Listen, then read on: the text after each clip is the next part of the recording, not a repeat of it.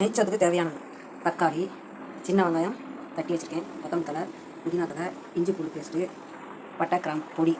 நாங்கள் காரம் சேர்க்க மாட்டோம். உங்களுக்கு என்ன காரம் பச்சை மிளகாய் போட்டுக்கலாம். நாங்கள் பச்சை மிளகாய் போட மாட்டோம், எங்களுக்கு காரம் சேராது.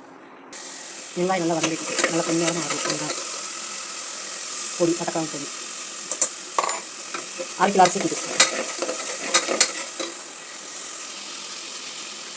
இஞ்சி பூண்டு பேஸ்ட்டு,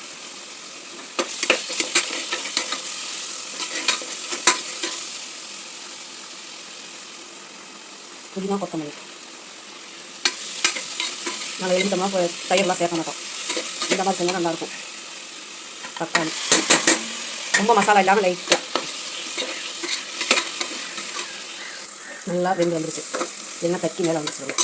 அதுக்கப்புறம் உங்களுக்கு தேவையான உப்பு, 1/2 கிலோவுக்கு இவ்வளோ உப்பு போடுறேன்.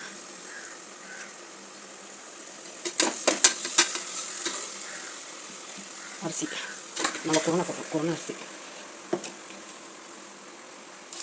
இதில் மஞ்சள் கிளாஸில் 2 கிளாஸ் தண்ணி.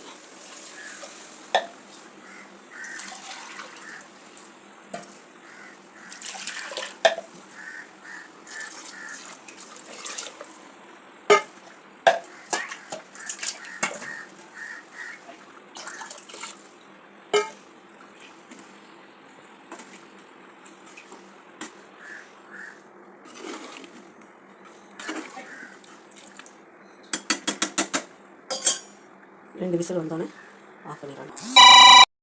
சுட சுட நெய் சோறு ரெடி ஆயிடுச்சு.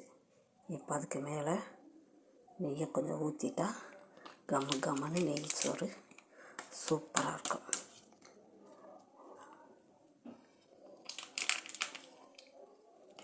இதுக்கு சிக்கன் கிரேவி நல்லாயிருக்கும், தயிர் சட்னி நல்லாயிருக்கும்.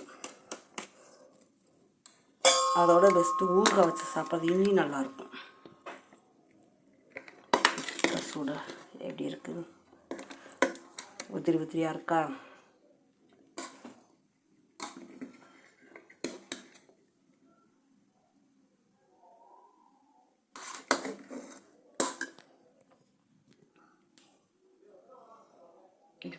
அப்படி உதிரியாக அப்படி சூப்பராக இருக்குது.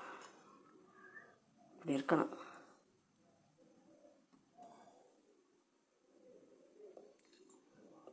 சூப்பராக இருக்குது.